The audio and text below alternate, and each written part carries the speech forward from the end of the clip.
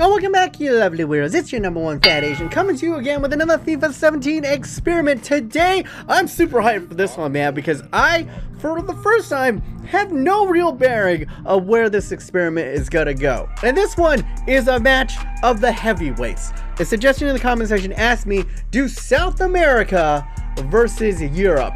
Best squad from South America versus the best squad from Europe. Put them in the same league and see which continent reigns supreme. So that is exactly what I have done.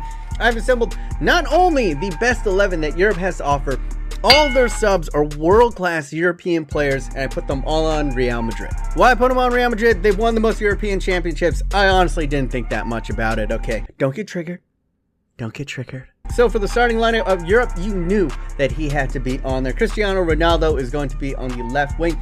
Up top, we had a couple of options. Lewandowski is going to start ahead of the likes of Benzema, Lukaku, and Ibrahimovic. On the right wing, we could have gone Bale or Robin, but I opted for Bale. He's just higher rated. Most of the times, I just defaulted to whoever was highest rated.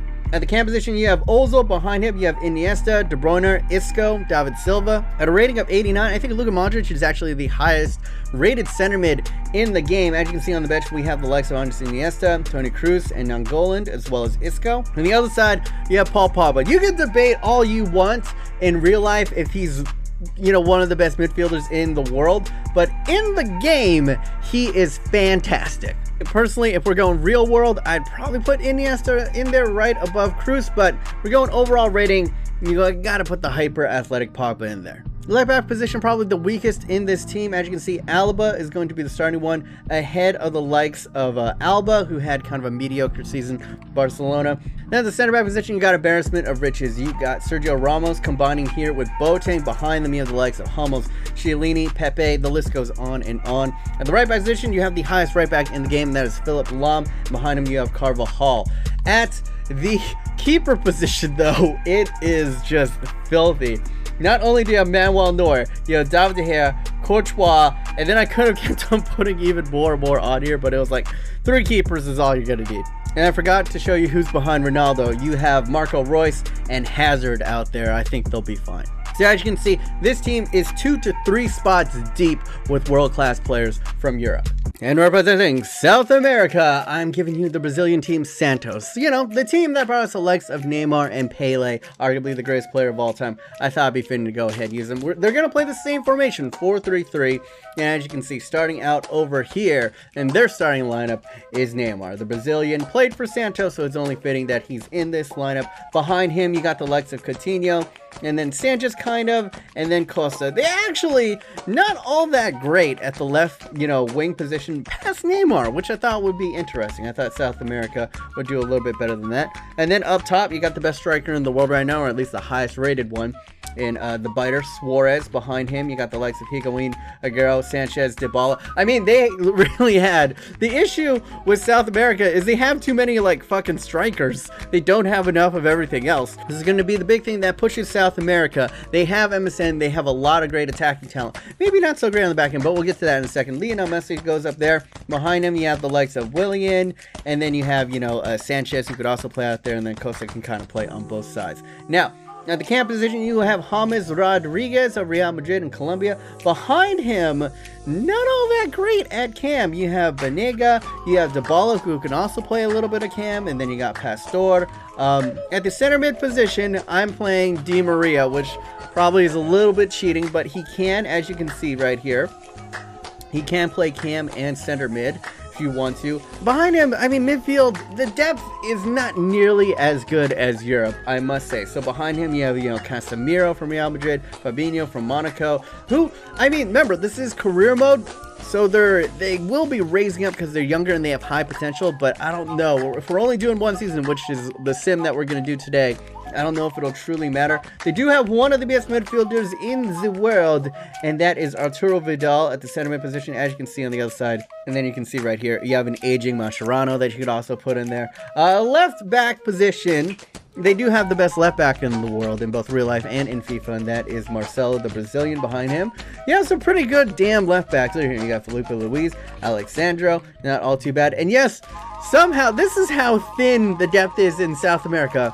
Marcus Rojo has made this squad just for depth purposes. Now, center backs, their center backs can match up with pretty much anyone in the world, at least for their top two. And you got Thiago Silva and Godin behind them. Gets a little bit thinner. As you can see, Miranda, Mascherano, David Luiz, and Marquinhos. And then you saw Rojo from earlier. And then at the right back position, it's still Dani Alves. And then behind him, you have Valencia and Marquinhos and Fabinho. Yeah, it gets pretty shallow for South America pretty quickly. That's what I was stressing. MSN is going to need to carry them. And arguably the biggest disadvantage to South America is their keeper. Keylor Navas is only rated 85. Compare that to Neuer, who's 82. And then you look at the depth for them. You got Rulli, who's freaking like 83, and then you got Ederson, who is 82. So you have two extremely strong starting lineups. You know, South America a bit better at attacking than Europe, but Europe probably more well-rounded. It's gonna be interesting to see where it goes. Now, as you can see, we are in July of 2016, and I am simming as Manchester United, just as a neutral. Remember, I'm American. I don't have a dog in the fight between South America and Europe. But as you can see right here, look at 12 and 13. Real Madrid and Santos, with their modified rosters, are now in the Premier League. I'm going to go ahead and sim to the midway point and see how they go ahead and do. Now, as we do per usual, we got to go ahead and make a prediction here. And I mean, if you just take a look at depth-wise, Europe has South America beat by a mile. I'm not going to lie. But if South America can keep, you know, their top guys healthy throughout the whole entire season, it shouldn't matter too much. I don't really know how much FIFA really factors in depth. And, you know, like Jose Mourinho a couple years back with Chelsea played is pretty much the same team the whole entire year and won the league. So it could go either way, but I'm gonna say Europe's gonna win on this. Go ahead and vote up in the things. Where do you think, well, who do you think is going to win this battle right here? But without further ado, let's go ahead and sim forward. Joey Wheeler, go time wizard. All right, we are in January of 2017, midway point of the season. Let's go ahead and see, take a peek. Actually, let's look at player stats first and see where it goes from here. As you see, top scorer in the league is Arsenal's Santi Cazorla, followed up by Son. And then Santos, look at that, Suarez and Coutinho getting in 7 apiece. No one from Real Madrid until you get all the way, what? You get all the way down to 11, and it's Vasquez, the guy that was just a leftover from the Real Madrid side, it gets 6. That's ridiculous. Assists, the top of it is Santos again with Suarez. And if we go ahead, keep on going down, and Ronaldo in 8th place from Real Madrid. And this makes no goddamn sense. Rulli, not even Keylor Navas, Rulli is leading the Premier League with 9 clean sheets. And then Neuer is all the way down in 8th place with 4. I mean, all the facts right there point to Santos being on top of the league, but let's go ahead and check it out. Santos is on top of the league, and it's not even close. They got a 7-point lead. All right, it's catchable. It is catchable, but shocking that Real Madrid have done this. Look at this.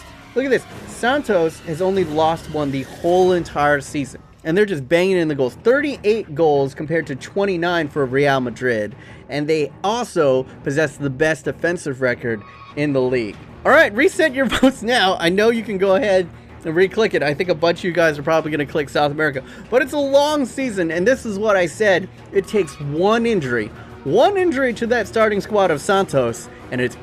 So let's go ahead. We're going to go to the end of the year, June 1st, and we're going to go ahead and sim it forward. It's starting to get good, guys. It's starting to get good. By the way, my girlfriend made me dumplings today. Go time wizard! All right. Moment of truth, baby. Moment of truth. The June of 2017. As you can see right here, I have done pretty poorly, but if we go ahead and look at the player stats... Oh, things just got a lot more interesting. Ronaldo has flown out of nowhere to take the Premier League by storm once again, and he is atop with 17 goals. He wasn't even on the list at the midway point. How the fuck did that happen? Suarez, though, very respectable 15th. Let's keep on going down right there. Real Madrid, Vasquez still did very well.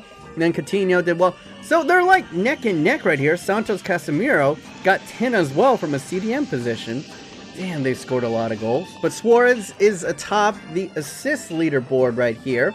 Ronaldo, very respectable in third place. We keep on going down. No one else. Lukaku got 15th. What? This makes no fucking sense. 18? He got 18 clean sheets. Fucking half of the season, they got clean sheets. Neuer did fine. He came in second place with 13, which is pretty respectable. But 18 from Rulli.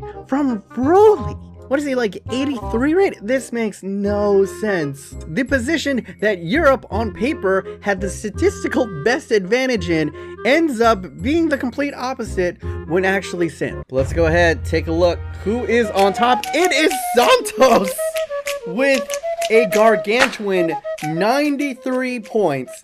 Second place is Real Madrid. They got 82, which is very respectable. But there you go, freaking go. South America banged in almost 80 goals and only let in 25. They still held the best defensive record. And it's a damn shame. Europe did pretty damn well too. They banged in 66. They had the second best defensive record, but it just was not enough. And it is an extremely unlikely hero. I don't think anybody would have predicted this, that Rulli, the keeper, would be the difference between South America and Europe.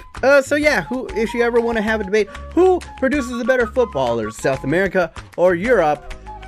Apparently in South America, at least according to FIFA. But yeah, that is pretty much it. Just a nice little short experiment today. If you are new to the channel, go ahead and subscribe for more FIFA 17 goodness. If you want to check out my last FIFA 17 experiment where we find a glitched Japanese Messi, go ahead and click over here, ding. And you want to go ahead and check out my career mode where I rebuild Barcelona via La Masia, go ahead and click over here, ding. But yeah, that is pretty much it for me. Be myself. Hope you guys are having a wonderful day. Remember to stay yourself, stay humble, be weird.